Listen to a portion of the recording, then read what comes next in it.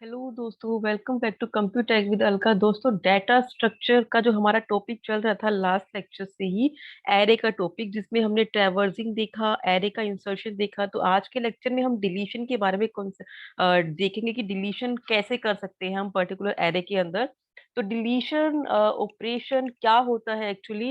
Removing an element in from the array, यानी कि हमें एरे से कोई भी एलिमेंट को रिमूव करना is a process of deletion. तो डिलीशन हम कैसे कर सकते हैं? एक तो वही सेम प्रोसेस इंसर्शन जो हमने किया था, एट द एंड में करना हो और at the end of the element वाला करना हो, तो डायरेक्टली हम डिलीशन कर सकते हैं। बट कॉन्सेप्ट यहाँ पर ये आता है, अगर मुझे डिलीशन कोई कहीं मिडिल वैल्यू से करना है, कोई मिडिल लोकेशन से करना है, तो उस पर्पज के लिए मैं क्या करूंगी?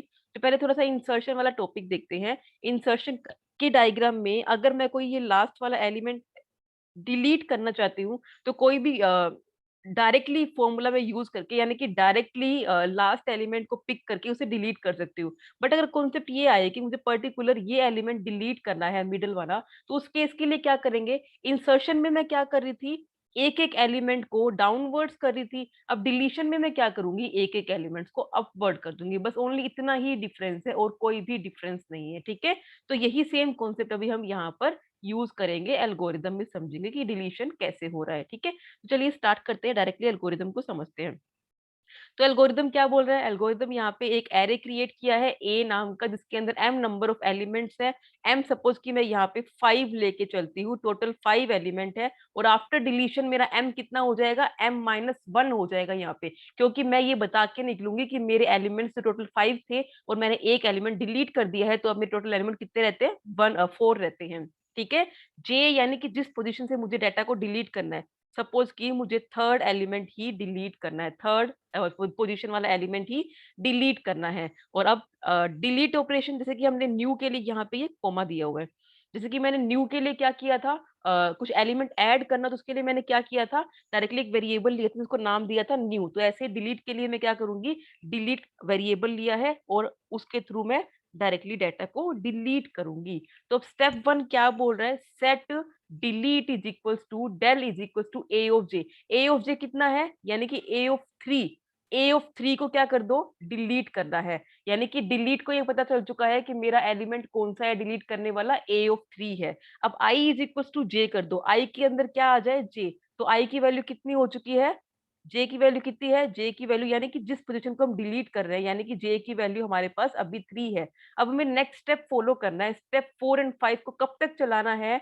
जब तक I is less than equal to M minus 1 ना हो जाए। एम की वैल्यू कितनी है? 5 है। 5 माइनस 1 यानी कि 4। एम की वैल्यू 4 ना हो जाए, तो 3 is less than equals to, ये 3 है, 3 is less than equals to 4। ठीक है, तो ये कंडीशन चलेगी जब तक हमारा प्रोग्राम चलेगा। कौन सा प्रोग्राम? स्टेप 4 और 5 एग्जीक्यूट होंगे। अब जैसे मेरी ये कंडीशन ट्रू है, ये क्या है यहाँ पे? ये 3 लिखा हुआ है। 3 is less than equals to 4, yes condition is true. मैं इसके अंदर आ चुकी हूँ। अब मैं क्या कर रही हूँ? अब मैं यहाँ पे अपवर्ड प्रोसेस को फॉलो कर रही हूँ। तो अब ए ऑफ आई, आई की वैल्यू कितनी है? 3। ठीक है, ए ऑफ आई प्लस 1 यानी कि आई प्लस 1, 3 प्लस 1 कितना हो गया? 4। तो अब मैं क्या कर रही हूँ? 4 को 3 में डाल दो। यानी कि अब आपको डायग्राम से बताती हूँ, मैं यहाँ पर 4 को 3 में डाल रही हूँ। ठीक है, 1 बाय 1 अप कर रही हूँ उसमें। ठीक है, तो ये कॉन्सेप्ट इसके अंदर आया। उसके बाद मैं आई का इंक्रीमेंट करके निकल जाऊंगी। आई की वैल्यू कितनी है? 3 है। तो अब ये आई की वैल्यू कितनी हो जाएगी? 4 हो जाएगी। फिर से कंडीशन चेक होएगी। 4 is less than equals to 4, yes condition is true. Again मैं यहाँ पर आई, अगेन मैं इसको फिर से एग्जीक्यूट करती हूँ। इस टाइम मेरे पास आई की वैल्यू कितनी है? 4 है। तो अब जो फिफ्थ एलिमेंट है वो किसके अंदर आ जाए? वो फोर्थ के अंदर आ जाए। ठीक है, अब मैंने सेम ऐसे ही किया, जो फिफ्थ एलिमेंट था वो फोर्थ के अंदर आ जाए, यानी कि एक और डिलीट हो गया यहाँ पे, एक और सेल अपवर्ड चला गया यहाँ पे। तो अब नेक्स्ट टाइम यहाँ पे आई की वैल्यू कितनी हो जाएगी? नेक्स्ट टाइम यहाँ पे आई की वैल्यू 5 हो गई है। अब 5 की मैं फिर से कंडीशन चेक करूंगी। क्या 5 is less than equals to 4 है? Yes. No no, condition is false. तो मेरा कर्सर कहाँ पे आ गया? ये कर्सर को मैंने एंड कर दिया, यानी कि इस लूप को मैंने एंड कर दिया। और मैं क्या करूंगी? एम की वैल्यू में इंक्रीमेंट डिक्रीमेंट करके निकलूंगी, यानी कि टोटल एलिमेंट अब मेरे कितने हो चुके हैं? एम मेरा कितना था पहले? 5 था। तो अब टोटल एलिमेंट क्या हो जाएंगे, 5 माइनस 1, यानी कि 4 अब टोटल एलिमेंट्स हो चुके हैं और डायरेक्टली मैं इसको एग्जिट कर सकती हूँ। ठीक है, सिंपल सा रूल है, जो भी हम इंसर्शन में कर रहे थे डाउनवर्ड्स कर रहे थे, और अब डिलीशन में हम क्या करेंगे, अपवर्ड्स करेंगे, बाकी कोई भी डिफरेंस इसके अंदर नहीं है।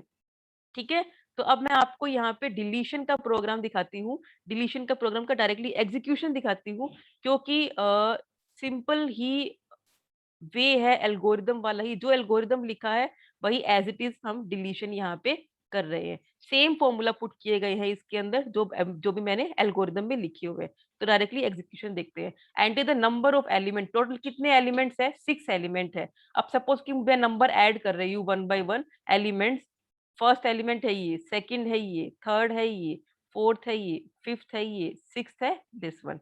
अब enter the position of element to be deleted, कौन से पोजीशन का एलिमेंट आपको डिलीट करना है।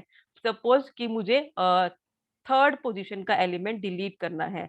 एरे आफ्टर डिलीशन, तो आप देख सकते हैं 1 2 4 5 6। क्लियर है, अब आपको ये समझ में आ रहा होगा, यानी कि थर्ड वन यहाँ पर डिलीट हो चुका है। सिंपल सा वे था डिलीशन का। आई होप कि आपको समझ में आया होगा।